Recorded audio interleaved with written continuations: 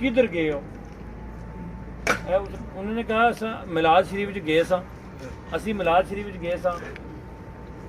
کہنے لگا کہ میلاد میں کیوں گئے تھے؟ تو اس نے کہا ہمارے پیر صاحب نے کہا تھا میلاد شریف میں جانا، اس لیے ہم چلے گئے۔ سبحان اللہ۔ تو وہ کہتا ہے کہ میلاد منانے کا کیا فائدہ ہے؟ انہوں نے کہا یار بات تو مجھے پتہ نہیں ہے، قرآن حدیث کے مطابق میں نہیں جانتا، میں اتنا علم والا نہیں ہوں، لیکن ایک بات مجھے بتا، جھٹکی سی بات ہے، سادی سی بات ہے میری، تو یہ بتا کہ ایک بندہ کھوہ میں گرا ہو، ایک گہرائی میں وہ گرا ہو، اور ایک بندہ آئے اور اس کو محنت کر کے اس کو نکالے وہاں سے، اس کو باہر نکالے، تو بتا تو اس کا شکریہ ادا کرے گا کہ نہیں؟ اس نے کہا جی اس کا تو میں بہت شکریہ ادا کروں گا کہ مجھے کھوہ سے نکالا ہے اس نے۔ تو وہ بزرگ کہتے ہیں یار ساری کائنات تو کھوہ میں پڑی ہوئی تھی، حضور آئے تو حضور نے نکالا۔ حضور آئے اس دنیا میں، حضور علیہ السلام کی جلوہ گری ہوئی تو کائنات کو اس تاریکی کے کھوہ سے نکالا۔ اگر آپ قرآن اور حدیث میں سنیں گے تو بہت ٹائم درکار ہے اس کے لیے، لیکن آپ بتائیں وہ کیسا تاریکی کا کھوہ تھا؟ آقا علیہ السلام کی ولادت سے قبل کائنات میں اندھیرا تھا۔ آقا علیہ السلام کی ولادت سے قبل کائنات میں بوڑھے لوگوں کی کوئی قدر نہیں تھی، ان کو منڈیوں میں بیچ دیا جاتا تھا۔ جو بندہ بوڑھا ہو جاتا تو اس کی اولاد اس کو منڈیوں میں جا کر بیچ آتی تھی، پھر کوئی آگے جا کے اس کو غلام بنا لیتا۔ اچھا جو عورت جس کا خامن فوت ہو جاتا تو اس کو جلا دیا جاتا، اس کو آگ جلا کے اس کو ساڑ دیا جاتا، جلا دیا جاتا کہ اس کی نحوست کی وجہ سے اس کا خامن مر گیا ہے۔ یہ تصور تھا کائنات میں۔ حضور علیہ السلام کی ولادت سے قبل جس کے گھر میں بچی پیدا ہوتی تو وہ کہتا کہ میں بڑا منحوس ہو گیا ہوں، وہ شرمندگی سے اپنے گھر سے باہر نہیں نکلتا تھا کہ میرے گھر میں بیٹی پیدا ہو گئی ہے، اور جب وہ بیٹی چلنے کے قابل ہوتی تو اس کو بنا کے سنوار کے اچھے کپڑے پہنا کے اس کو جا کے گڑھا کھودتا، اس میں ڈالتا اور وہ چیختی رہتی اور وہ مٹی ڈال کے آ جاتا۔ آپ بتائیں آقا علیہ السلام دنیا میں آئے تو ماں کو ماں کا مقام ملا، آقا علیہ السلام کائنات میں آپ علیہ السلام کی ولادت کے بعد باپ کو باپ کی عزت ملی، سبحان اللہ، بیٹی کو بیٹی کا مقام ملا۔ بے شک آقا علیہ السلام کے آنے کے بعد بزرگوں کی عزت اللہ تعالیٰ نے کیا بھی صدر نے بتائی کہ بزرگوں کی خدمت کریں، اس سے اللہ تعالیٰ جنت عطا فرمائے۔ سبحان اللہ۔ تو میرے دوستو اللہ تعالیٰ نے اپنا فضل فرمایا، اللہ نے آپ کو مجھے صحت دی، یہ بھی اللہ کا فضل ہے، اللہ نے آپ کو مجھے ایک دوسرے کی محبت پیدا کی ہمارے دلوں کے اندر، یہ بھی اللہ کا فضل ہے، اللہ تبارک و تعالیٰ نے ہمیں مال دیا ہے، یہ بھی اللہ کا فضل ہے، اللہ تعالیٰ نے ہمیں اولاد دی ہے، یہ بھی اللہ کا فضل ہے، اللہ تعالیٰ نے ہمیں رہنے کے لیے مکان دیے، آسائش دی، اللہ تعالیٰ نے طرح طرح کی نعمتیں دی، اللہ تعالیٰ کا یہ بھی فضل ہے۔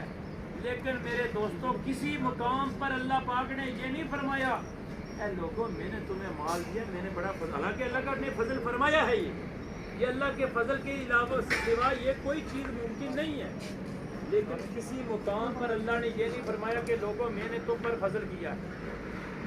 لیکن جب اب باری آئی آمنہ کے لال کی، جب باری آئی میرے اور آپ کے آقا و مولا کی، جب باری آئی دکھیوں کے سہارا کی، غریبوں کے منجا و ماوا کی، تو اللہ تعالیٰ نے فرمایا لقد من اللہ علی المؤمنین اذ بعث فیہم رسولا، میں نے مومنین پر بڑا احسان کیا ہے، رب تعالیٰ نے فرمایا میں نے مومنین پر بڑا احسان کیا ہے، ان میں اپنا رسول بھیجا ہے۔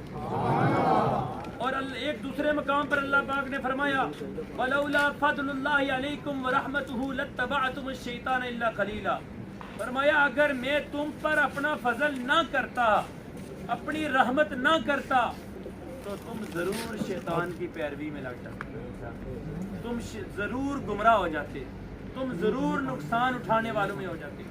एक जगह फरमाया वलौला फदलुल्लाहि अलैकुम व रहमतुहु, यानी वकाना मिनल खासिरीन के अल्फाज हैं। फरमाया अगर मैं अपना फजल ना करता तो तुम जरूर नुकसान उठाने वालों में हो जाते, घाटे वालों में, खसारे वालों में हो जाते। सूरह नूर के अंदर फरमाया मा ज़का मिनकुम मिन अहदिन अबदा, तुम कभी भी अपने आप को पाक ना रख सकते, तुम कभी पाक ना हो सकते अगर मैं अपना रसूल ना भेजता। अरे मेरे भाइयों बताओ, जिसके सदके हमें अल्लाह ने, जिसके सदके हमें पाकीज़गी मिली, जिसके सदके हमें तहारत मिली हैं, जिसके सदके हमें अल्लाह ने घाटे से बचा लिया, जिसके सदके अल्लाह ने हमें नुकसान से बचा लिया, जिसके सदके अल्लाह ने हमें शैतान के रास्ते पे चलने से बचा लिया, बताओ बताओ उसका शुक्रिया तो बनता है ना, उसका शुक्रिया तो बनता है ना। तो कसीर तादाद में सनाखानों ने सनाखानी पेश की, हमने अपनी जो है मार्जात आपके हज़रात की खिदमत में पेश की, लेकिन हमारी एक ही रिक्वेस्ट है कि देखें ये जो मकामात होते हैं ना, मस्जिद जो अल्लाह का घर है, मस्जिद है, ये जन्नत के बागों में से एक बाग है। ये आपके लिए जन्नत भी है, ये आपके लिए दोज़ख की जगह भी हो सकती है। आप बोलेंगे ये जन्नत तो है लेकिन दोज़ख कैसे हो सकती है? अगर आप यहाँ पर आएंगे नहीं, 3-4 बार बुलाने के लिए भी नहीं आएंगे, हम आपसे पैसे नहीं मांगते, हम आपसे कोई माल नहीं मांगते, बस मुख्तसर सा वक्त मांगते हैं, वो भी आपकी ज़िंदगी के लिए। और ये वो लम्हा है, ये वो घड़ी है जो आपके अकाउंट में ये बैलेंस जो है ये आपको क़यामत के दिन पता चलेगा। यहाँ महफिल के अंदर अगर कोई एक बात रुचि पड़ता है, हदीस पाक के अंदर आता है, नबी करीम सल्लल्लाहु अलैहि वसल्लम ने फरमाया जब मैं पुल सिरात पे नेकियां कम पड़ जाएंगी मेरे उम्मती की तो वो बहुत परेशान होगा, बेहाल होगा। तो आका अलैहिस्सलातु वस्सलाम अपने पास से एक सफेद टुकड़ा उस तराजू के अंदर रखेंगे तो वो उसकी नेकियां बढ़ जाएंगी। वो कहेगा कि मैं आपको जानता नहीं हूँ, आप कौन हैं जिन्होंने इतनी मुश्किल वक़्त में मेरी मदद की है। तो आका अलैहिस्सलाम फरमाएंगे कि तेरा नबी हूँ तो याद कर, तूने ज़िंदगी में एक बार मुझ पर दुरूशी पढ़ा था। बताओ, एक बार दुरूशी पढ़ना उस क़यामत के दिन काम आ जाएगा। तो जो महफिलों में यहाँ पर सुबहान अल्लाह अल्हम्दुलिल्लाह कुछ ना कुछ तो बोलते हैं ना यार, तो बताएं उस मोबाइल से, उस फिल्म से या उस दुनिया की महफिल से, उस लड्डू वगैरह से ये महफिल अच्छी है या नहीं अच्छी? इसलिए कोशिश किया करें कि जो दोस्तों को बार बार कहना ना पड़े, इस महफिल को आबाद रखें आप, और आप आबाद रखेंगे इसका समर जो है ना ये आपकी नस्लों में मिलेगा, आपकी नस्लों तक ये फैज़ पहुँचेगा। ये जो आप यहाँ पर बैठे हैं ना, ये हमारे किसी बड़े ने दुआ की होगी कि मेरे बेटे को अल्लाह अच्छे रास्ते पे चलाना, तो ये आज हम हमारी कोई कमाल नहीं है, ये हमारे पीरो मुर्शिद की निगाह है, हमारे वालिदैन की दुआएं हैं, हमारे बड़ों की कुछ न कुछ कमाई होगी जिसकी बदौलत आज अल्लाह ने हमें तौफीक बख्शी। यहाँ पर जो हम मेहनत करेंगे, जो हम काम करेंगे, अच्छे करेंगे तो अच्छा सिला पा लेंगे।